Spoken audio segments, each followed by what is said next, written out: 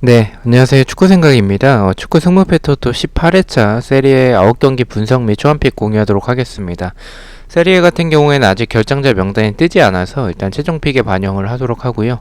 경기 수가 9경기로 좀 많기 때문에 간단하게만 분석을 했습니다. 시작 전에 구독과 좋아요 한 번씩 부탁드리도록 하겠습니다. 자, 4번 경기입니다. 12 베로나 대 15위 스페치아의 경기고요. 베로나는 인터밀란에게 1대0 패배, 스페치아는 제노아에게 2대0으로 패배를 했습니다. 베로나는 1승 4패로 4연패를 하고 있고요. 홈에서도 4연패를 하고 있습니다. 9경기째 무승부가 없고요. 스페치아 같은 경우에는 1승 1무 3패로 원정에서 6연패를 하고 있습니다. 전적에 나오다시피 두 팀 다 상황이 좋지는 않습니다. 베로나 같은 경우에는 4연패를 하고 있고 스페치아 같은 경우에는 원정에서 6연패를 하고 있죠. 베로나는 순위에 비해서 순위가 10인데 최근에 성적이 좋지는 않고 그리고 스페치아 같은 경우에는 원정에서 최근에 좋지 않은 모습을 보여주고 있습니다. 경기력을 봤을 때는 두 팀을 비교했을 때 누가 더 위라는 판단이 들지는 않습니다. 베로나 같은 경우에는 압박이나 활동량 그리고 역습이나 크로스 이런 부분에서 좋은 모습을 보여주는 팀이지만 전체적인 경기력을 봤을 때 최근에 너무 좀 좋지 않은 모습을 보여주고 있다라고 생각을 하고 있습니다. 스페치아는 리즈의 느낌이 나는 팀이고요. 강한 압박이나 침투, 크로스 이런 부분들을 보여주는 팀이고 그런 부분들을 좀 보여줬었던 팀이었었는데 스페치아는 시즌 초반에 비해서 그런 부분에서 좀 공격력이 지금 최근에는 좋지 않다라고 생각을 하고 있습니다. 일단 베로나가 원정에서 연패 중인 스페치아 상대로 홈에서 5연패를 하지 않을 것 같고요. 리그에서도 지금 4연패를 하고 있기 때문에 5연패까지는 좀 원정에서 좋지 않은 스페치아 상대로는 나오진 않을 것 같다라고 생각을 하고 있습니다. 그래서 베로나 사이드로 보고 있는 경기고요. 하지만 베로나 역시 경기력을 봤을 때 스페치아보다 나은 점이 없다라고 좀 느껴지고 있어서 이 경기는 승과 무승부 중에선 무승부가 더 적합하다라고 생각을 하고 있습니다. 초안은 단통 무승부 예측하도록 하겠습니다. 첫 경기부터 좀 난해한 그런 세리에의 모습을 보여주고 있습니다. 자, 5번 경기입니다. 크로토네 대 인터밀란의 경기고요. 1등과 꼴찌의 대결입니다. 크로토네는 파르마에게 4대3 승리, 인터밀란은 베로나에게 1대0으로 승리를 했습니다. 크로토네는 1승 4패로 홈에서 3연패를 하고 있고요. 21경기째 무승부가 없습니다. 인터밀란 같은 경우에 3승 2무로 원정에서 2연속 무승부를 하고 있고요. 17경기째 패배가 없습니다. 일단 인터밀란은 2위와 승점 차이가 꽤 많이 나는 상황입니다. 경기 수가 많이 남아있지 않는 상황이기 때문에 우승 스쿠테토에 좀 가까운 상황이고 여유로운 상황이긴 합니다. 그렇다 보니까 지금 최근에 경기력이 그렇게 좋진 않고 특히나 라인을 내리는 팀들 상대로 공격진들이 좀 고립되는 모습 그리고 하키미 선수가 없었다면 지금처럼 많은 승리를 가져오진 못했을 것으로 생각을 하고 있습니다. 크로토네 같은 경우에는 공격에서의 우나스 선수를 활용해서 이 스피드가 굉장히 좋은 선수인데 이 선수를 활용한 측면에서의 공격이나 역습 이런 부분들이 나쁘진 않지만 수비가 좀 너무 불안하다라고 생각을 하고 있고요. 뒷공간도 굉장히 많고 라인이 생각보다 낮은 팀은 아닙니다. 크로토네가 홈에서 연패가 긴 점이나 인터밀란의 동기부여, 물론 동기부여가 아예 없다라고 볼 수는 없겠지만 그래도 여유로운 상황이기 때문에 우승 경쟁을 하고 있는 상황에서 좀 많이 앞서 있는 상황입니다. 그래서 이 부분을 생각했을 때는 무승부에 대한 이변을 좀 가져가야 되나라고 고민을 하긴 했었지만 일단은 크로토네가 몇 달째 무승부가 없는 상황이고 크로토네의 수비를 생각을 해봤을 때는 그래도 인터밀란이 크로토네 수비 정도는 뚫어낼 수 있지 않을까라고 생각을 하고 있습니다. 그래서 저는 의심 없이 크로토네의 단통 패를 예측을 하고 있고요. 이렇게 무승부가 긴 시간 동안 없는 상황에서 승무패에 들어오면 뜬금없이 무승부가 뜨는 경우도 있기 때문에 최종픽까지는 좀 무승부에 대해서 고민을 해보도록 하겠습니다. 자, 6번 경기입니다. 5위 AC 밀란 대 18위 베네벤토의 경기고요. 밀란은 라치오에게 3대0 패배, 베네벤토는 우디네스에게 4대2로 패배를 했습니다. 밀란은 질라탄 징계 얘기가 있습니다. 그 질라탄 같은 경우에는 재계약을 했죠. 근데 재계약을 하는 과정에 있어서 그 베팅 업체들이 있죠. 해외 베팅 업체들에서 질라탄 재계약에 대해서 그 베팅이 있었나 봅니다. 근데 거기서 이제 재계약을 했는데 그러면서 이제 재계약을 하면서 베팅에서는 이제 재계약이 적중이 됐겠죠. 근데 이 AC 밀란의 질라탄 선수가 그 베팅 업체와 그런 주주로 되어 있습니다. 대주주라고 하는데 어쨌든 이 현역 선수가 그 배팅 업체와의 그런 계약이 있으면 안 되기 때문에 그 부분에서 좀 징계 얘기가 있는 것 같고요. 2승 1무 2패로 2연패를 하고 있습니다. 베네벤토 같은 경우에 2무 3패로 5경기째 승리가 없고요. 챔피언스 리그를 경쟁하는 팀과 강등을 경쟁하는 팀의 대결입니다. 경기력을 봤을 때는 밀란이 최근에 연패를 하고 있고 좀 주춤하는 흔들리는 경기력을 보여주고는 있지만 그래도 베네벤토보다는 훨씬 낫다라는 생각을 가지고 있습니다. 베네벤토의 이런 공격력과 공간 그리고 크로스 이런 공격적인 부분에선 나쁘지 않은 팀이지만 수비적으로 봤을 때 제공권이나 침투, 측면에 대한 불안함 등 수비적으로는 좀 불안한 팀이기 때문에 밀란의 만주키치나 차라노글루, 레비치 정도면 충분히 득점이 가능해 보이긴 합니다. 다만 이 경기를 이변도 포함해서 좀 생각을 하고 있고요. 이변을 좀 생각하는 이유는 경기력에서 밀란이 우세한 부분은 맞지만 후반기 들어와서 최근에 흔들리는 경기력을 보여주고 있고 수비적으로 봤을 때 역습을 당할 때 좀 너무나도 불안한 장면들이 많습니다. 공간도 굉장히 많았었던 지난 경기에서 AC 밀란의 수비를 생각을 해본다면 베네벤토가 AC 밀란의 공격을 잘 막아내고 역습으로 나아간다면 베네벤토가 수비적으로 불안할 뿐이지 공격적으로는 나쁜 팀은 아니라고 생각을 하고 있기 때문에 이변이 나올 수도 있는 경기라고 생각을 하고 있습니다. 그래서 저는 초안에서는 안전하게 이변을 포함해서 밀란의 승무 투픽으로 추천을 드리도록 하겠습니다. 일단은 뭐 밀란의 단통 승에 대해서 고민을 하고 있는 경기입니다. 자, 9번 경기입니다. 라치오 대 제노아의 경기고요. 라치오는 밀란에게 3대0 승리, 제노아는 스페치아에게 2대0으로 승리를 했습니다. 라치오는 4승 1패로 홈에서 10연승을 하고 있고요. 17경기째 무승부가 없습니다. 제노아 같은 경우에는 1승 2무 2패로 원정에서 2연패를 하고 있습니다. 일단 제노아 같은 경우에는 경기력이 생각보다 나쁘지는 않습니다. 전방에서의 쇼모로도프나 데스트로, 판데프 이런 공격진에서의 한방이 있고요. 그리고 역습도 뭐 나쁘진 않았고 그리고 자파코스타 선수를 활용한 측면에서의 공격이 굉장히 좋았습니다. 크로스 공격도 굉장히 좋았고요.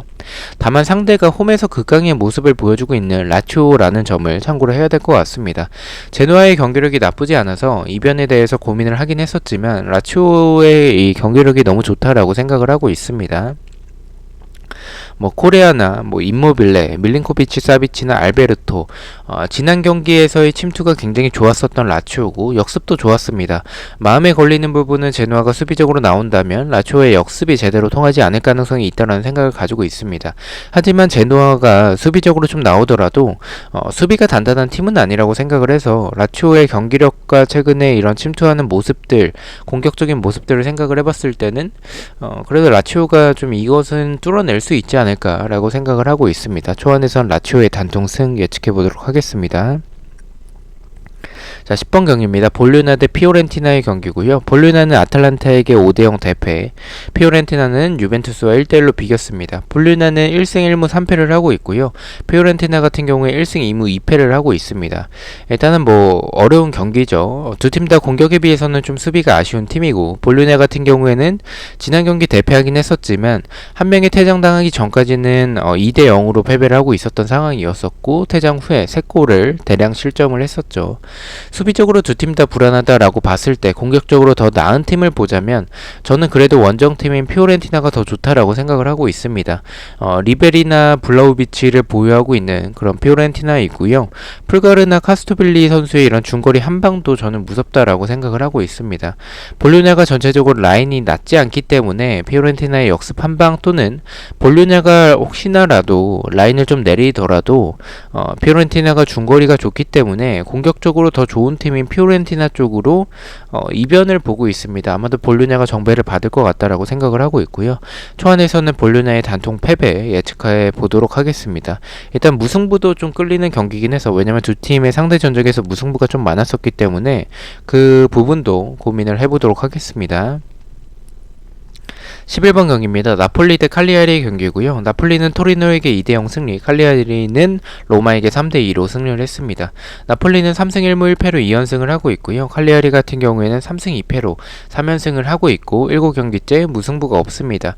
일단 흐름이 좋은 두 팀이 만났습니다. 차이점을 보자면 칼리아리의 경우에는 좋지 않았던 이런 최근의 분위기에서 승리하면서 그 후로는 지금 3연승을 이어나가고 있고요.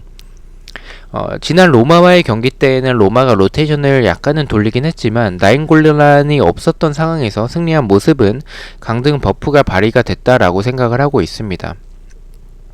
칼리아리는 일단은 강등 버프가 있긴 하겠지만 나폴리 역시 챔스권에서 안정적인 상황은 아니기 때문에 두 팀 다 동기부여가 있습니다. 개인적으로 나폴리 홈에서 칼리아리가 4연승을 하는 그림은 좀 어렵다라고 보고 있어서 나폴리 사이드로 생각을 하고 있고요.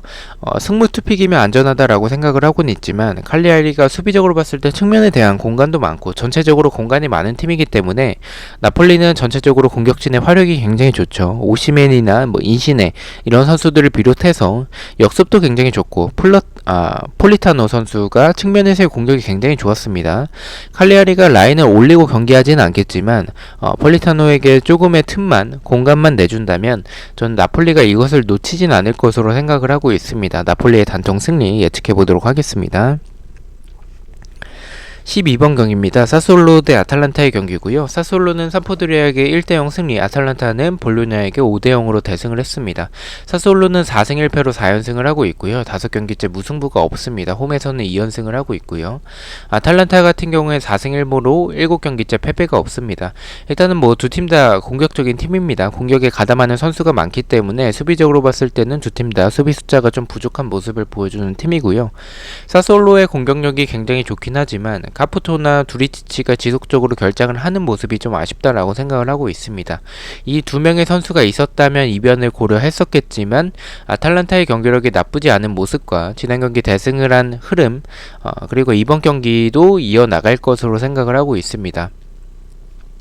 결정자 명단을 지속적으로 확인을 해봐야겠지만 카푸토와 두리치치가 나오지 못한다는 그런 가정하에 공격력에서는 사솔로가 아탈란타에게 좀 밀릴 것으로 생각을 하고 있습니다. 사솔로의 단통 패배를 예측을 하도록 하고요. 이 경기는 선제골을 넣는 팀이 유리하다라고 보고 있기 때문에 지우는 쪽도 괜찮다라고 생각을 하고 있습니다. 일단 초안에서는 아탈란타가 공격적으로 더 좋고 그리고 상대 전적에서도 압도적인 모습을 보여주고 있기 때문에 사솔로의 단통 패만 가져가 보도록 하겠습니다. 13번 경기입니다. 우디네세 대 유벤투스의 경기고요. 우디네세는 베네벤토에게 4대2 승리, 유벤투스는 피오렌티나와 1대1로 비겼습니다. 우디네세는 2승 3패로 홈에서 3연패를 하고 있고요. 6경기째 무승부가 없습니다. 유벤투스는 3승 1무 1패를 하고 있습니다. 두 팀의 순위나 흐름, 상대 전적 모든 것을 비교했을 때 유벤투스가 당연히 유리해 보이는 경기입니다. 하지만 경기력을 놓고 보자면 유벤투스가 그래도 우세하긴 하겠지만 경기력이 그다지 좋지는 않습니다. 수비적으로 봤을 때도 침투 선수나 중앙에 대한 공간도 많고 좀 역습을 당할 때 수비 숫자가 부족한 모습 등 좀 불안한 모습이 있긴 합니다. 우디네세가 지난 경기 슈팅 숫자는 부족하긴 했지만 많은 득점을 만들어냈었고 데올로페오가 없는 부분은 좀 아쉽긴 하지만 페레이라나 데파울, 오카카 등 이런 전체적인 공격진들이 나올 수 있습니다. 공격력이 나쁘지 않은 우디네세고 이런 무속키퍼의 선방도 유벤투스의 공격을 막아낼 수도 있을 것 같다는 생각을 가지고 있습니다.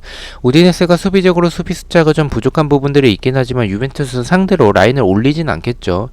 그리고 측면과 세트피스에서의 이런 불안한 모습을 봤을 때에는 유벤투스의 모라타나 호날두의 이런 제공권, 뚝배기에 좀 실점할 가능성도 있어 보이긴 합니다.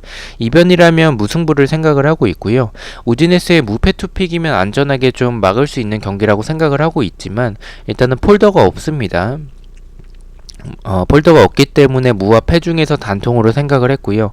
단통이라면 피를로 감독을 믿지 못하겠다라는 점과 무스키포의 이런 선방을 하는 부분, 유벤투스의 경기력이 최근에 그다지 좋지 않다라는 부분을 조금 더 생각을 해서 초안은 과감하게 우디네스의 단통 무승부 예측해 보도록 하겠습니다. 자, 마지막 경기입니다. 삼프도리아 대 AS 로마의 경기고요. 삼프도리아는 사솔로에게 1대0 패배, 로마는 칼리아리에게 3대2로 패배를 했습니다. 삼프도리아는 2승 1무 2패를 하고 있고요. 로마는 주중에 유로파가 있고 1승 2무 2패로 원정에서 2연패를 하고 있습니다. 이 경기 일단 결과부터 말씀을 드리자면 초안은 승무패로 좀 지어보도록 하겠습니다.